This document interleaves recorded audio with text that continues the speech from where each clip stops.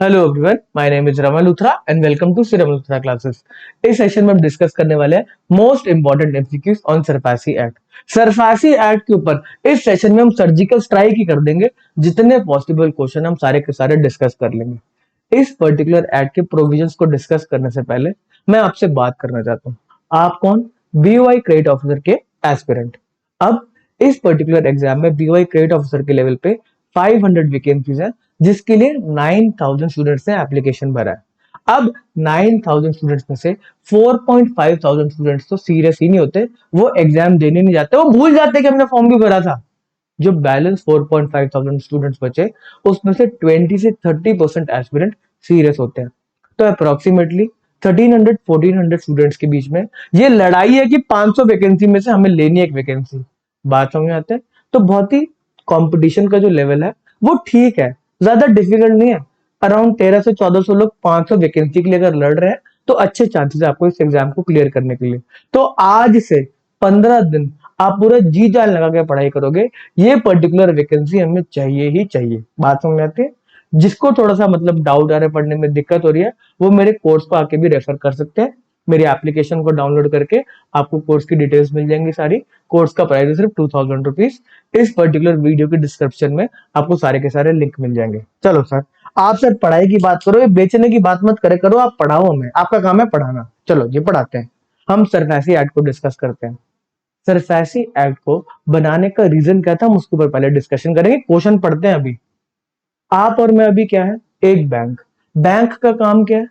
हम पहले पैसा लेते हैं डिपॉजिट पे, उस पे इंटरेस्ट देते हैं, और उसी पैसे को हम लोन के फॉर्म में बांट देते हैं और इंटरेस्ट चार्ज करते हैं। इसके बीच में जो थोड़ा सा बचता है उस पर हम कमाई कर लेते हैं। दिक्कत की बात आती है कब? जिसको हमने लोन दिया वो कहते हैं मैं पैसा नहीं दे रहा, मैं पैसा नहीं, मैं भाग गया, मैं जा रहा हूं, मैं निकल रहा हूं यहां से, मैं कोई पैसे वैसे नहीं दे रहा। आपका कौन सा पैसा आपका? तब दिक्कत आती है। तो इस केस में बैंक का एक एसेट, एक लोन, एक एडवांस नॉन परफॉर्मिंग एसेट बन जाता है। वो एसेट परफॉर्म नहीं कर रहा, पैसा देने से मना कर दिया उस एसेट ने, उस लोन ने। बात समझ में आती है? तो इस केस के अंदर जब आपने ये लोन दिया होगा तो आपने और मैंने अपने क्रेडिट रिस्क को कम करने के लिए कोई ना कोई सिक्योरिटी रखवाई होगी, प्राइमरी सिक्योरिटी रखवाई होगी। जिस पर्पस के लिए लोन दिया, फॉर एग्जांपल अगर आपने कैश क्रेडिट की लिमिट दी तो आपने स्टॉक बनाने के लिए लोन दिया, डेटर्स को फाइनेंस करने के लिए लोन दिया, तो आप उस पर हाइपोथिकेशन क्रिएट करते हो, तो वो प्राइमरी सिक्योरिटी होता है। उसके साथ साथ आप बोलते हो नहीं नहीं, इसके साथ हमें और सिक्योरिटी भी चाहिए, तो आप कहते हो मेरे को कोलेटरल सिक्योरिटी चाहिए, सेकेंडरी सिक्योरिटी चाहिए। आप इमूवेबल प्रॉपर्टी के पेपर रखवा लेते हो। फिर कहते हो नहीं नहीं अभी मजा नहीं आया, तो आप क्या बोलते हो कि भाई मुझे गारंटी भी दिलाओ थर्ड पार्टी की। आपने इतनी सारी सिक्योरिटीज रखवा ली, फिर भी पार्टी कह रही है मैं पैसे नहीं दे रहा, जो करना कर लो, तो आप क्या करोगे? आप कहोगे कि जो जो हमने सिक्योरिटी रखवाई है बेचो उनको, जो गारंटी दे उनसे एनफोर्स कराओ सिक्योरिटी को, पैसे निकालो, और क्या। तो ये एक्ट बना ही उसके लिए कि हम उस सिक्योरिटी को एनफोर्स करा सके, कोई कोर्ट वोट बीच में इंटरफेयर ना करे। ये सरफेसी एक्ट इंश्योर करता है कि आप अपनी सिक्योरिटी को जाके बेचो और पैसे अपने निकालो। बात समझ में आती है? तो हमें मोटा मोटा पर्पस समझ में आ गया कि क्यों बनाया गया सरफेसी एक्ट। सरफेसी एक्ट में एक और प्रोविजन है जिसने मतलब बहुत मेजर प्रॉब्लम को मतलब टैकल किया। पहले क्या होता था, जो भी लोन दिए जाते थे, अभी भी जो लोन दिए जाते हैं, तो उसके अंदर जो कोलेटरल सिक्योरिटी होती है वो जनरली इमूवेबल प्रॉपर्टी, लैंड के कागजात होते हैं। उसके ऊपर जो चार्ज क्रिएट होता है, बड़े सारे चार्ज हो सकते हैं। उसके अंदर जो सबसे ज्यादा कॉमनली यूज होता है वो होता है इक्विटेबल मॉर्गेज, जिसका मतलब है कि जो प्रॉपर्टी के कागजात है वो बैंक को दे दिए जाएंगे, बैंक को डिपॉजिट करा दोगे। तो पहले क्या होता था कि एक ही प्रॉपर्टी के 5-6 कागजात, 10 कागजात चल रहे हैं, और अलग अलग बैंक को एक ही प्रॉपर्टी के ऊपर लो जी, आप भी ले लो कागजात, आप भी ले लो और मेरे को लोन दे दो। तो दिक्कत वाली बात है, फ्रॉड तो होना ही होना है। एक ही प्रॉपर्टी के ऊपर 5-6 लोन चल रहे हैं। तो इस प्रॉब्लम से बचने के लिए इस एक्ट ने बोला कि हम एक सेंट्रल रिपोजिटरी बनाएंगे, एक रजिस्टर बनाएंगे, जिसके अंदर हर बैंक को डिटेल डालनी होगी इक्विटेबल मॉर्गेज की। दूसरा बैंक जब लोन देने बैठेगा तो वो देख लेगा पहले कि इस प्रॉपर्टी पे पहले कोई चार्ज तो नहीं क्रिएटेड। बात समझ में आती है? तो इस एक्ट ने एक सेंट्रल रिपोजिटरी बनाई, जिसको बोला गया सरसई। सरसई के पोर्टल पे जाके आपको फाइलिंग करनी है कि अगर आपने कोई इक्विटेबल मॉर्गेज क्रिएट किया। ये पहले की बात थी, स्टार्टिंग के अंदर तो यही प्रॉब्लम थी ना इक्विटेबल मॉर्गेज की। जब इक्विटेबल मॉर्गेज की फाइलिंग होगी, कुछ टाइम के बाद गवर्नमेंट ने बोला कि इक्विटेबल मॉर्गेज है क्यों, आप बाकी के जो भी चार्ज है वो सारे के सारे रजिस्टर कर दो, रिपोजिटरी तो बना ही दी है, आपको क्या दिक्कत है, और भी चार्ज फाइल करो, हाइपोथिकेशन जो कर रहे हो आप वो भी फाइल कर दो। बात समझ में आती है? अंडर कंस्ट्रक्शन प्रॉपर्टी है उस पर चार्ज ले रहे हो वो भी फाइल कर दो, आपके कोई इनटेंजिबल एसेट है उस पर चार्ज क्रिएट करो वो भी फाइल कर दो। तो ठीक है जी, बात समझ में आती है। सारे के सारे रिपोजिटरी बनाई गई और उसके अंदर चार्ज को फाइल करा गया। तो मोटा मोटी दो मेजर प्रॉब्लम को यहाँ पे सॉल्व करा गया इस एक्ट के द्वारा। बात समझ में आती है? अब हम क्वेश्चन को डिस्कस करते हैं। हमें समझ में आ गया सरसई क्या है, सरफासी एक्ट क्या है, सरसई का रजिस्टर क्या है, हमें वो समझ में आ गया। कोई हमसे इंटरव्यू में पूछेगा हम समझा देंगे उसको, बट पेपर में तो क्वेश्चन एक्ट के बीच में से आएंगे ना। अब हम एक्ट के बीच में से क्वेश्चन डिस्कस करने वाले हैं। बात समझ में आती है? चलो जी, ये आपका सिलेबस है, अब तो आपका एग्जाम आ ही गया। चलो फर्स्ट क्वेश्चन पढ़ते हैं सरफेसी एक्ट की डेफिनेशन के बारे में, डेफिनेशन नहीं मतलब फुल फॉर्म के बारे में। तो सरफेसी एक्ट स्टैंड किस पे करता है? क्या बड़ी भाई बड़ा बड़ा नाम है सरफेसी। हम पहले इसके नाम को समझते हैं, नाम के अंदर ही पूरे के पूरे क्या कहते हैं एक्ट के बारे में बता रखा है कि क्या क्या है। तो पहला जो एस आता है वो बोलता है सिक्योरिटाइजेशन। सर सिक्योरिटाइजेशन क्या होता है? सिक्योरिटाइजेशन के बारे में बात करते हैं, ठीक है। Securitisation and reconstruction of financial assets and enforcement of security interest. यहां पर ईएसआई होना चाहिए, ईएसआई ईएसआई, ठीक है जी। तो सरपैसी एक्ट की फुल फॉर्म क्या है? Securitisation and reconstruction of financial asset and enforcement of security interest. आपको मैं एनफोर्समेंट ऑफ सिक्योरिटी इंटरेस्ट तो बता ही चुका हूं। जो भी हमने बात करी कि हम सिक्योरिटी जो भी हमने कोलेटरल लिया, हमने सिक्योरिटी ली, हम उसको एनफोर्स कराएंगे। तो ईएसआई हमें समझ में आता है कि सर हाँ एनफोर्समेंट ऑफ सिक्योरिटी इंटरेस्ट है। आगे की बात क्या है, ये सिक्योरिटाइजेशन क्या है, एसेट रिकंस्ट्रक्शन क्या है? तो इस केस के अंदर इस पर्टिकुलर एक्ट ने बोला कि यार बैंक आप खुद जाके सिक्योरिटी का एनफोर्समेंट करा लो, ईएसआई करा लो जाके, एनफोर्समेंट ऑफ सिक्योरिटी इंटरेस्ट। या फिर आप ऐसा करो, आप क्या इस दिक्कत में पड़ रहे हो, एक हम कंपनी फॉर्म कर देते हैं, asset reconstruction company, ARC. ARC आपका ये गंदा काम कर लेगी, मतलब ये रिकवरी का काम एसेट रिकंस्ट्रक्शन कंपनी कर लेगी। ओए होए होए, क्या बात है, क्या बात। बैंक ने बोला ठीक है, मैं अपने बैड लोन्स जो नॉन परफॉर्मिंग एसेट्स हैं उनको बेच दूंगा, आप जाके रिकवरी कर लो ना एसेट रिकंस्ट्रक्शन कंपनी। तो एसेट रिकंस्ट्रक्शन कंपनी बिड करती है कि भाई ये वाले लोन मेरे को दे दो, मैं रिकवरी कर लूंगा, ये सरफेसी एक्ट मेरे पे अप्लाई हो जाएगा, सरफेसी एक्ट के प्रोविजन एआरसी कंपनी फॉलो कर लेगी। ठीक है जी, बात समझ में आती है? अब ये एसेट रिकंस्ट्रक्शन कंपनी अपने मतलब मेजर्स को फॉलो करके, जो एक्ट में बोला गया आपको किस तरीके से रिकवरी करनी है, क्या क्या मेजर्स आप फॉलो कर सकते हो। आप मैनेजमेंट को टेक ओवर कर सकते हो, प्रॉपर्टी को सेल कर सकते हो, बिजनेस का कोई पार्ट सेल कर सकते हो। सेक्शन 9 में बोला कि भाई एसेट रिकंस्ट्रक्शन कंपनी के कौन कौन से मेजर है, तो आप वो फॉलो कर लो। अब उससे पहले की बात आई, ठीक है सर हमारा रिकंस्ट्रक्शन ऑफ फाइनेंशियल एसेट हमें समझ में आ गया, जो भी एनपी है उसको हम रीस्ट्रक्चरिंग कर देंगे, कुछ ना कुछ उसमें टेढ़ा मेढ़ा चेंजेस ला देंगे ताकि हमारा पैसा रिकवर हो सके। ठीक है, साथ में बात है सिक्योरिटाइजेशन। सिक्योरिटाइजेशन का मतलब है कि जो भी लोन खरीदा गया, एसेट रिकंस्ट्रक्शन कंपनी ने लोन को खरीदा ना, तो वो पैसा कहीं से रेज करेगी, उसमें पोर्टफोलियो ले ली 100 करोड़ की। अब वो 100 करोड़ रुपए कहीं से तो रेज करेगी ना, चलो खुद का कुछ पैसा डाला वो कंपनी जिसने फॉर्म करी, बाद में तो पैसा चाहिए।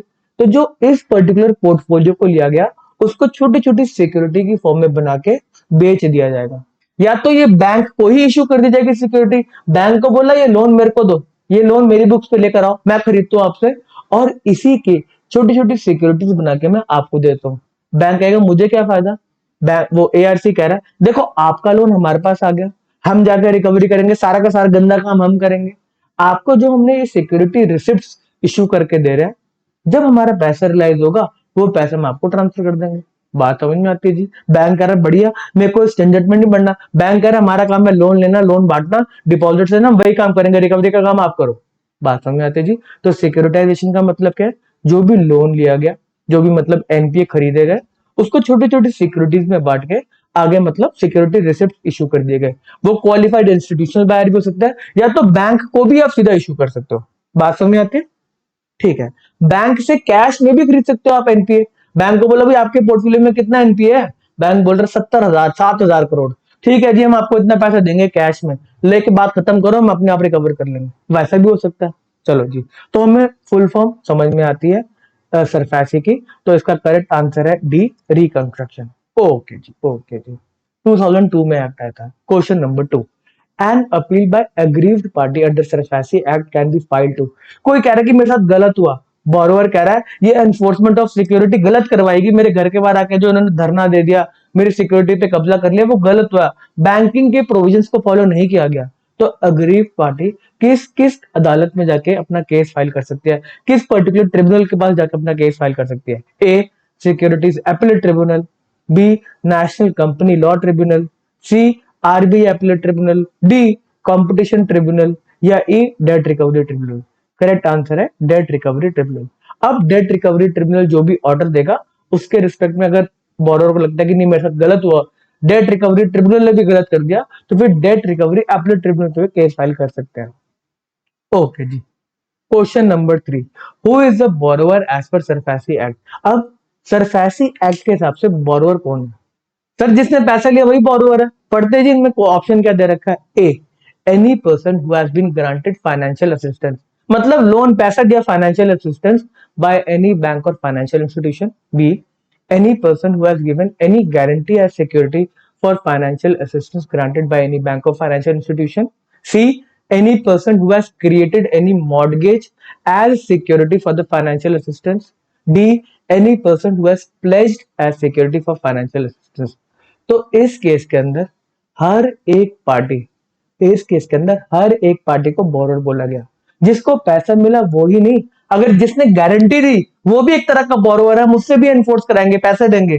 किसी ने अगर प्रॉपर्टी को मॉर्गेज किया, बोरोवर नहीं था, किसी और की प्रॉपर्टी मॉर्गेज में रखवाई, तो वो भी हमारा बोरोवर बन गया। भाई आप भी हमारे बोरोवर हो, इस एक्ट के हिसाब से हम आपसे पैसा रिकवर करेंगे। तो करेक्ट आंसर है all of the above. Question number 4. Which of the following type of charge is defined under SASSI Act? A, pledge, B, hypothecation, C, lien, D, equitable mortgage, या E, all of the above। तो इसके अंदर act के अंदर जो particular charge का definition आया वो था हाइपोथिकेशन। प्लेज, लियन और इक्विटेबल मॉर्गेज ये अलग अलग एक्ट में डिफाइंड है। इंडियन कॉन्ट्रैक्ट एक्ट में अगर आप इक्विटेबल मॉर्गेज की बात करो तो वो ट्रांसफर ऑफ प्रॉपर्टी एक्ट के अंदर डिफाइंड है। इस एक्ट ने हाइपोथिकेशन की डेफिनेशन दी। हाइपोथिकेशन का चार्ज क्या होता है? जिसके अंदर कार के ऊपर जनरली हाइपोथिकेशन का चार्ज होता है, जिसके अंदर ओनरशिप और पोजेशन, कार आपके पास ही होती है ना, आप भी चला रहे होते हो कार, जब आप लोन पे कार लेकर आते हो तो उसमें ओनरशिप और पोजेशन आप ही के पास रहती है, ये इस टाइप का चार्ज होता है। प्लेज की बात करो तो इसमें पोजेशन बैंक के पास रहती है। अगर लियन की बात करो तो लियन क्या होता है? अगर आपका कोई पैसा पड़ा हुआ है, बैंक ने उस पर रोक लगा दी कि नहीं आप पैसा नहीं निकाल सकते, आप पहले वाले क्या कहते हैं, हमारे क्या कहते हैं लोन की रीपेमेंट करो, आपकी एफडी पड़ी थी कुछ और पड़ा था, उस पर लियन लगा देते हैं, भैया आप ये पैसा यूज नहीं कर सकते, पहले हमारे लोन की आप रीपेमेंट करो। इक्विटेबल मॉर्गेज हमने पढ़ लिया, मॉर्गेज के अंदर आपको जो टाइटल डॉक्यूमेंट्स हैं, जो प्रॉपर्टी के पेपर है वो सबमिट कराने पड़ते हैं बैंक को। ठीक है, तो इसके अंदर हाइपोथिकेशन को डिफाइन किया गया। ठीक है जी, हाइपोथिकेशन की डेफिनेशन है, हमने समझा हाइपोथिकेशन होता क्या है। अच्छा पढ़ ले क्या डेफिनेशन, क्या पता कुछ और नॉलेज मिल जाए। Hypothecation means a charge in और upon any movable property existing और future created by a borrower, borrower ही क्रिएट करेगा ना hypothecation, in favour of secured creditor. Secured creditor कौन है? जिसने मेरे को पैसा दिया, उसको मैंने सिक्योरिटी दी, किस बात की? हाइपोथिकेशन क्रिएट करके। जनरली कौन है creditor? Bank. Without delivery of possession, hypothecation में पोजीशन मेरे पास ही रहता है, ठीक है, of the movable property to such creditor as a security for financial assistance. मैंने हाइपोथिकेशन क्यों क्रिएट करा? क्योंकि मुझे कुछ पैसा चाहिए था। And includes floating charge and crystallisation of such charge into fixed charge on movable property. Sir ये बात समझ में नहीं आई। चलो, अगर आपने क्या कहते हैं लोन दिया, कैश क्रेडिट का लोन, तो उसके अंदर आपने स्टॉक बिल्ड करने के लिए लोन दिया कि भाई मैं आपको सीसी की लिमिट दे दूं, बोरोवर आप इसे स्टॉक ले लो, डेटर को फाइनेंस कर लो। तो इस केस में आपका लोन का पर्पस है स्टॉक बिल्ड करना। आपने बोला जी हाइपोथिकेशन लेंगे हम प्राइमरी सिक्योरिटी का स्टॉक के ऊपर और बुक डेट्स के ऊपर, डेटर्स के ऊपर। तो उस केस के अंदर जो स्टॉक है वो तो एक तरह का फ्लोटिंग चार्ज है ना। अब स्टॉक बढ़ सकता है, कम हो सकता है, बिकेगा ना स्टॉक, तो ये थोड़ा ना अपना स्टॉक पे चार्ज ले ले तो वो बेचेगा नहीं, कहेगा नहीं नहीं ये स्टॉक पे तो क्या कहते हैं बैंक का चार्ज हो गया, ये स्टॉक में बेच ही नहीं सकता। स्टॉक उसका काम ही बेचने का, वो बेचेगा नहीं तो पैसा कैसे रियलाइज करेगा? तो इसके अंदर जो भी चार्ज क्रिएट होता है स्टॉक के ऊपर, वो फ्लोटिंग है, चेंज होता रहेगा। स्टॉक बिकता रहेगा, आता रहेगा, परचेज सेल होती रहेगी, तो ये फ्लोटिंग चार्ज होता है। अब ये चार्ज फिक्स्ड कब हो जाता है? जब लोन की रिपेमेंट नहीं होती, बैंक दावा बोल देता है, बोलता है ये पर्टिकुलर स्टॉक पड़ा है, आप हमारे लोन की रिपेमेंट नहीं करेंगे, ये स्टॉक आप लोन की रिपेमेंट नहीं कर रहे, ये स्टॉक मेरा है, मैंने फाइनेंस किया है, सील लगाओ, सील लगा दो इसके ऊपर, इसके ऊपर कपड़ा बांध दो। तो इस केस के अंदर अब जो स्टॉक पड़ा हुआ है वो नहीं बिक सकता, उसको मैंने फिक्स्ड कर दिया, क्रिस्टलाइज कर दिया। मैंने कहा ये अब स्टॉक मेरा स्टॉक है, मैं आगे लेके जाऊंगा इसको। बात समझ में आती है? चलो चलो नेक्स्ट क्वेश्चन करेंगे। Question number 5, an asset reconstruction company should have minimum dash net own fund to commence or carry on the business of securitization। अब एसेट रिकंस्ट्रक्शन कंपनी बनाएगी, उसके पास खुद का कितना पैसा होना चाहिए तभी बिजनेस कर सकती है? ए 2 करोड़, बी 10 करोड़, सी 25 करोड़, डी 50 करोड़ या ई 100 करोड़। तो करेक्ट आंसर है 100 करोड़। आप अगर सरफेसी एक्ट को देखोगे तो उसके अंदर 2 करोड़ की बात करी गई है कि minimum net own fund asset reconstruction company का होना चाहिए 2 करोड़, या या या अगर कोई हायर लिमिट बता रखी है किसने? आरबीआई ने। आरबीआई ने एसेट रिकंस्ट्रक्शन कंपनी के ऊपर आरबीआई का होल्ड होता है, तो आरबीआई ने बोला हम एसेट रिकंस्ट्रक्शन कंपनी के लिए डायरेक्शंस लेकर आ रहे हैं, मिनिमम मिनिमम जो आपको कैपिटल चाहिए, नेट ओन फंड चाहिए, वो है 100 करोड़ रुपीस। तो आज के दिन पे करेक्ट आंसर क्या है? 100 करोड़ रुपीस।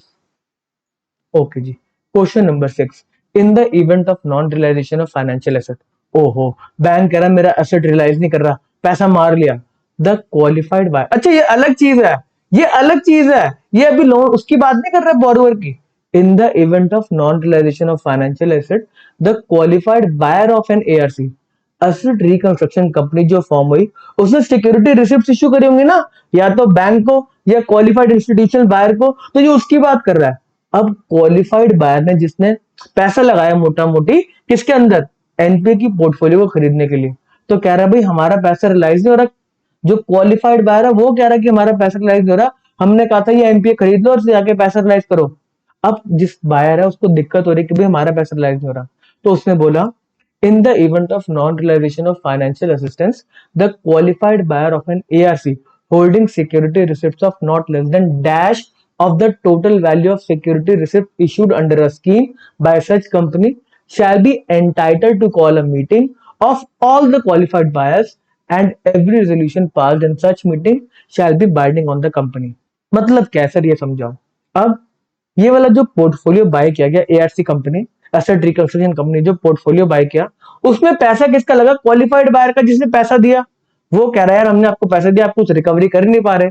तो इस केस में बोला गया अगर ये क्वालिफाइड बायर इकट्ठे हो जाते हैं और ये अगर कोई रेजोल्यूशन पास करेंगे, तो एसेट रिकंस्ट्रक्शन कंपनी को मानना पड़ेगा, वो उसकी मैनेजमेंट को मानना पड़ेगा, पैसा तो इन्हीं का है ना क्वालिफाइड बायर का।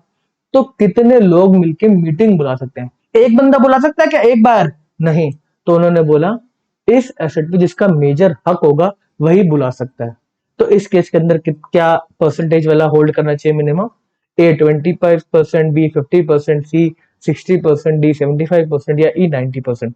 इसका मतलब कि कोई 90% होल्ड करता है तभी वो मीटिंग बुला सकता है, ऐसे नहीं बुला सकता। तो इसका जो करेक्ट आंसर है वो आंसर है डी 75%। आप 75% की वैल्यू होल्ड करते हो एआरसी कंपनी के अंदर सिक्योरिटी रिसिप्ट के, जो आपका पोर्टफोलियो बाय किया गया, तभी आप मीटिंग को बुला सकते हो, तभी आप एलिजिबल हो मीटिंग को बुलाने के लिए। और जो भी आप रेजोल्यूशन पास करोगे वो एसेट रिकंस्ट्रक्शन कंपनी को मानना पड़ेगा, वो आपके लिए तो काम कर रहे हैं, पैसा तो आप ही का लगा हुआ है। ठीक है जी। Question number 7, resolution of dispute between ARC and bank financial institution or the qualified buyer shall be settled by। ओहो, अब मेरी बात सुनो, एसेट रिकंस्ट्रक्शन कंपनी बनी किस लिए? रिकवरी करने के लिए। अब एसेट रिकंस्ट्रक्शन कंपनी और बैंक वही आपस में लड़ दें, क्या बात है, क्या बात है। आपका तो फॉर्मेशन ही क्या कहते हैं, एक डिस्प्यूट को सेटल करने के लिए है, एनपीए को सेटल करने के लिए है, आप खुद ही डिस्प्यूट कर रहे हो, ये क्या मतलब है? बट फिर भी डिस्प्यूट तो हो सकता है ना, तो उसको कौन सेटल करेगा? A RBI, B debt recovery tribunal, C securities appellate tribunal, D competition appellate tribunal या ई कॉन्सिलेशन और आर्बिट्रेशन। तो इसमें एक्ट में बताया गया अगर एआरसी और बैंक आपस में लड़ पड़े हैं तो आपको कोई केस वेस नहीं करना, आप आपस में मांडवाली कर लो, समझौता कर लो, वैसे आप सॉल्व करो। तो इसको कॉन्सिलिएशन एंड आर्बिट्रेशन के थ्रू आप सॉल्व करोगे। कॉन्सिलिएशन एंड आर्बिट्रेशन का एक्ट है 1996, उसको फॉलो करके आप अपने डिस्प्यूट को सेटल करोगे। बात समझ में आती है? Question number 8, which section of SARFAESI act. अच्छा, आईबीपीएस अपने एग्जाम में सेक्शन का नंबर भी पूछता है, तो इंपॉर्टेंट सेक्शन आपके सामने किस लिखे हैं सारे के सारे, जो आपके एग्जाम के लिए इंपॉर्टेंट है। Which section of SARFAESI Act 2002 gives power to bank financial institution to enforce its right to security interest without the intervention of court? कोई भी कोर्ट बीच में नहीं आएगा। हमारे ऊपर जो सिक्योरिटी दी गई, इंटरेस्ट क्रिएट हुआ, सिक्योरिटी इंटरेस्ट हम जाके एनफोर्स करा लेंगे, हम प्रॉपर्टी को खाली करवा देंगे जाके। ठीक है जी, बैंक को बोला गया किस सेक्शन ने आपको पावर दी है। If the debtor has committed default in paying the dues and the loan account of the debtor has been classified NPA in the books of such क्या कहते हैं बैंक, तो उस केस में किस सेक्शन ने पावर दिया। A section 9, B section 13, C section 20, D section 26D या ई सेक्शन नंबर 27। तो इस पूरे पर्टिकुलर चैप्टर का हार्ट है ये सेक्शन, इसी सेक्शन के आसपास पूरा एक्ट घूमता है, वो है सेक्शन नंबर 13। सेक्शन नंबर 13 में लिखा गया है कि आप अपने राइट को एनफोर्स कर सकते हो बैंक जाके। बात समझ आता है? ये सारे के सारे सेक्शन इंपॉर्टेंट है। सेक्शन नंबर 9 में मेजर बताया गया कि क्या क्या मेजर एआरसी ले सकता है। सेक्शन 13 में एनफोर्समेंट कराने के बारे में बात करी गई, enforcement of security interest. Section number 20 के अंदर वो सेंट्रल रजिस्टर जो मैंने बात करी थी, सरसई का पोर्टल बनाया गया, वो सेक्शन नंबर 20 में बनाया गया। सेक्शन नंबर 26D बोलता है कि right of enforcement of security आपको कब दिया जाएगा। आपको ये राइट तभी मिलेगा अगर आपने सिक्योरिटी इंटरेस्ट क्रिएट करा रखा है सरसई के पोर्टल पे। ऐसे नहीं जा सकते कि हाँ नहीं सिक्योरिटी क्रिएटेड है, आपका फाइल भी होना चाहिए वो सरसई के पोर्टल पे, तभी आपको एनफोर्समेंट का राइट दिया जाएगा। ठीक है जी। सेक्शन नंबर 27 में पेनल्टीज के बारे में बताया गया, अगर कोई इस पर्टिकुलर एक्ट को फॉलो नहीं करेगा, ये फाइलिंग नहीं करेगा, क्या कहते हैं अपना, ये जो फाइल करना है फाइलिंग ऑफ चार्ज अगर आपने नहीं करा, मॉडिफिकेशन ऑफ चार्ज अगर कुछ चेंज वेंज आया, तो उसके रिस्पेक्ट में पेनल्टीज भी चार्ज कर जाएंगी, जो 5000 पर डे के अराउंड होती है, 5000 पर डे लगती है। ओके जी। Question number 9, as per SARFAESI act the creditor may give notice. Creditor मतलब बैंक, हमने पैसा दे रखा है, मे गिव नोटिस। अच्छा, क्रेडिटर में दोनों बातें आती है, या तो बैंक भी आ सकता है या तो एसेट रिकंस्ट्रक्शन कंपनी भी आ सकती है अगर उन्होंने उसको खरीद लिया एनपीए वाले पोर्टफोलियो को। The creditor may give notice to the borrower a notice to discharge is liability. अब क्रेडिटर को नोटिस देना पड़ेगा कि भाई बोरोवर, आपका अकाउंट एनपीए है, कितने दिन के अंदर आपको अपने लाइबिलिटीज को डिस्चार्ज करना है, नहीं तो मैं आ रहा हूं आपका क्या कहते हैं एसेट को अपने कब्जे में लेने के लिए। The creditor may give notice to the borrower a notice to discharge his liability within a period of dash, failing which the creditor may take possession of the secured asset. नहीं दे रहा, मैं आ रहा हूं आपका secured asset का possession लेने, कब्जा लेने आ रहा हूं। Take over of the management of the business of the borrower including the right to transfer by way of lease, assignment और sale। मैं करूंगा, बेच दूंगा आपके सेट को, मेरे को राइट दे रहा है वाला एक्ट। तो कितने दिन का नोटिस देना जरूरी है। ए 15 days, B 30 days, C 45 days, D 60 days या ई 90 डेज। करेक्ट आंसर है 60 डेज का नोटिस देना जरूरी है। ओके जी। अच्छा, किस सेक्शन में नोटिस की बात करेगी? Section 13 sub section 2। सेक्शन 13 में बोला गया आप राइट को एनफोर्स करा सकते हो, मतलब एनफोर्स ऑफ सिक्योरिटी इंटरेस्ट है। उसके अंदर बोला गया कि ये एनफोर्स कराने से पहले आपको नोटिस देना पड़ेगा 60 डेज का, तो वो सेक्शन 13 सब सेक्शन 2 इंपॉर्टेंट इसलिए बताया जा रहा है। Question number 10, the borrower on the receipt of notice of enforcement of security. मेरे को बोरोवर को नोटिस मिल गया भाई, मेरे को नोटिस मिल गया कि खाली करो, पैसा दे दो नहीं तो खाली करो अपनी जमीन। The borrower on the receipt of notice of enforcement of security interest under SARFAESI act can make representation, may make representation to creditor, and the creditor within dash shall communicate to borrower its acceptance or rejection। अब borrower को notice भेजा गया, हाँ जी आपको notice दे रहे हैं 60 days का, खाली कर दो हमारा क्या कहते हैं प्रॉपर्टी, नहीं तो हमारी क्या कहते हैं सारी के सारा लोन की रीपेमेंट करो। अब वो borrower रिप्लाई कर रहा है, अब वो रिप्लाई जो कर रहा है उसके रिस्पेक्ट में बैंक को अपना क्या कहते हैं कम्युनिकेशन देना है कि हम आपकी बात मान रहे हैं या नहीं मान रहे। विद इन कितने दिन के अंदर अंदर आपको वो वाला क्या कहते हैं कम्युनिकेशन करना है। ए 15 days, B 30 days, C 45 days, D 60 days या ई 90 डेज। करेक्ट आंसर है 15 डेज।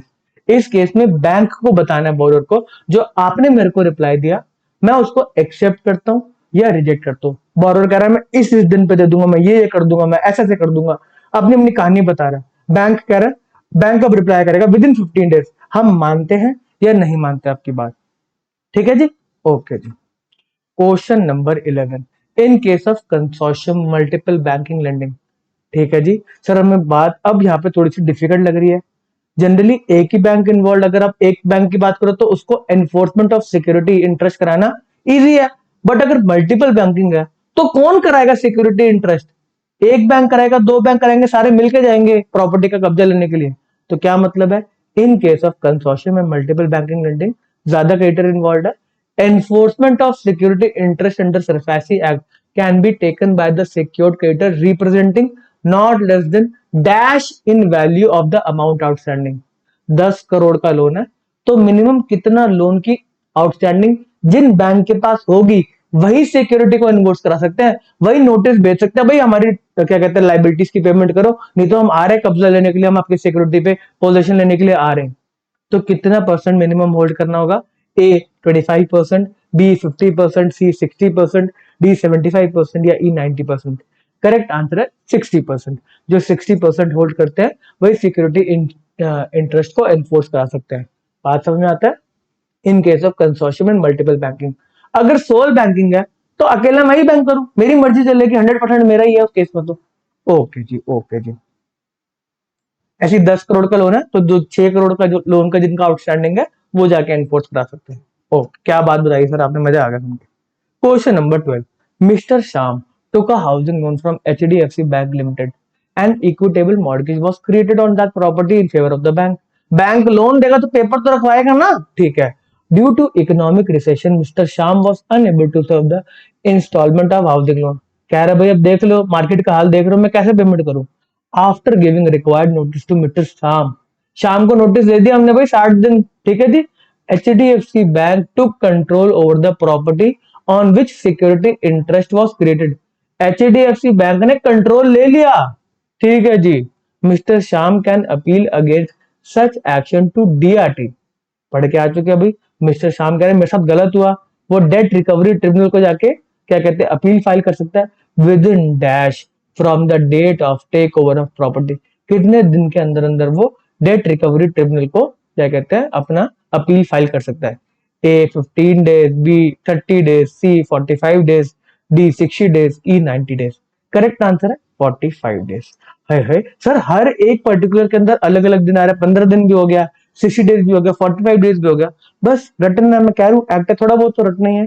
लॉजिक आपको समझ में आ रहा है सारा कि मूवमेंट कैसे हो रही है, बट थोड़ी थोड़ी चीजें तो रटनी पड़ेंगी। ओके जी, अगला question, question number 13, appeal against order of DRT can be made to DRAT, debt recovery tribunal के ऑर्डर के against debt recovery appellate tribunal के अंदर हम केस फाइल कर सकते हैं only after borrower has deposit dash percentage of the amount of debt due with the DRAT।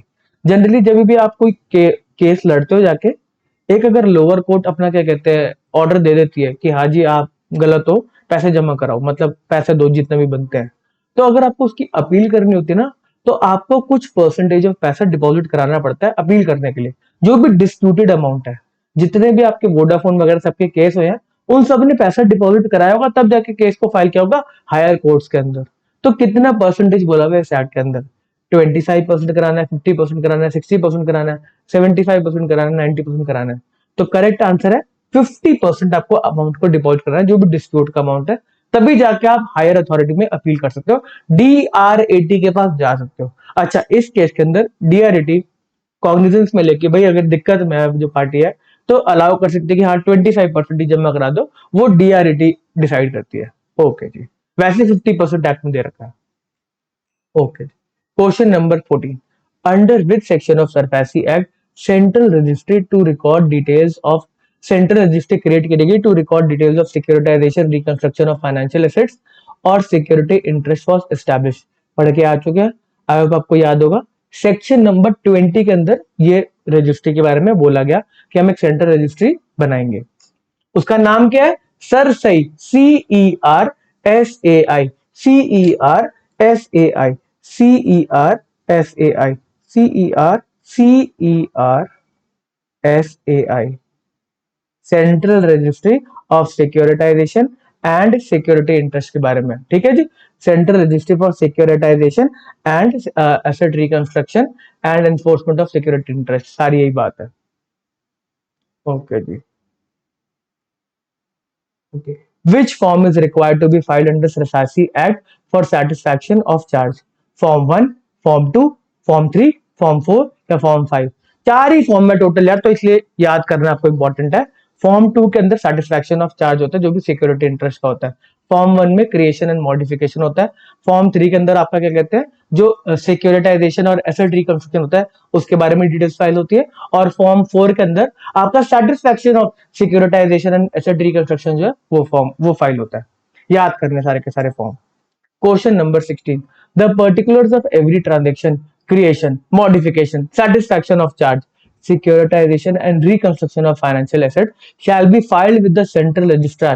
वो सरसई के पोर्टल में फाइल करना है आपको, चाहे आप चार्ज को क्रिएट कर रहे हो, चाहे मॉडिफाई करो, चेंज कर रहे हो कि भाई हमने इस पर्टिकुलर एसेट पे चार्ज लिया था, अब ये कोई और एसेट पे चार्ज क्रिएट कर रहा है, कह रहे नहीं नहीं किसी और पे कर दो, चेंज कर दो थोड़ा बहुत, मॉडिफिकेशन हो गया या सेटिस्फैक्शन, लोन की रीपेमेंट होगी, अब हम उस चार्ज को सेटिस्फाई भी करेंगे। अब कोई चार्ज नहीं रह गया, भी सेटिस्फाई हो गया। ऑफ चार्ज सिक्योरिटाइजेशन जो भी है कितने दिन के अंदर फाइल हो जाना चाहिए? A 15 days, B 30 days, C 45 days, D 60 days या ई 90 डेज? करेक्ट आंसर है 30 days. Okay ji.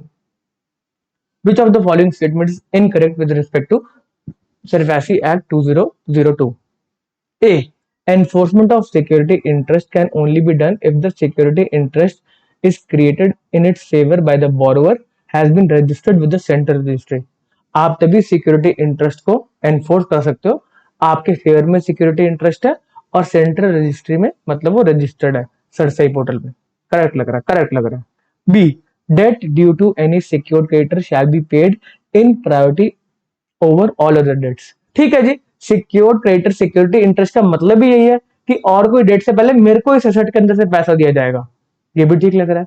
C. Maximum penalty that can be levied by RBI on asset reconstruction company can be 1 crore. ठीक है जी। D. Where the management of the business of the borrower is taken over by ARC. ARC ने management को take over कर लिया, bank ने management को take over कर लिया। A notice in newspaper English and Indian language is required to be publish. ठीक है जी। All of the above statements are correct. तो इसके अंदर जो इनकरेक्ट स्टेटमेंट है वो है स्टेटमेंट नंबर सी, जो आरबीआई की पेनल्टी के ऊपर है। आरबीआई की penalty on ARC minimum 1 crore हो सकती है। और जो भी मतलब क्या कहते हैं, अगर आपका जो भी डिफॉल्ट हुआ वो अमाउंट क्वांटिफाइबल है तो उस केस में उसका ट्वाइस तक क्या कहते हैं पेनल्टी हो सकती है। बात समझ में आ रही है? तो इन दोनों की हायर पेनल्टी होती है। बात समझ में आती है? ठीक है, तो 1 करोड़ तो मिनिमम होगी। डिफॉल्ट अगर किया, एआरसी ने बात नहीं मानी, डायरेक्शंस नहीं मानी जो आरबीआई ने बोला करने को, तो उसके अंदर अगर वो क्वांटिफाइबल है अमाउंट के टर्म्स में तो उसकी ट्वाइस की पेनल्टी लगेगी। क्या बात है, क्या बात है।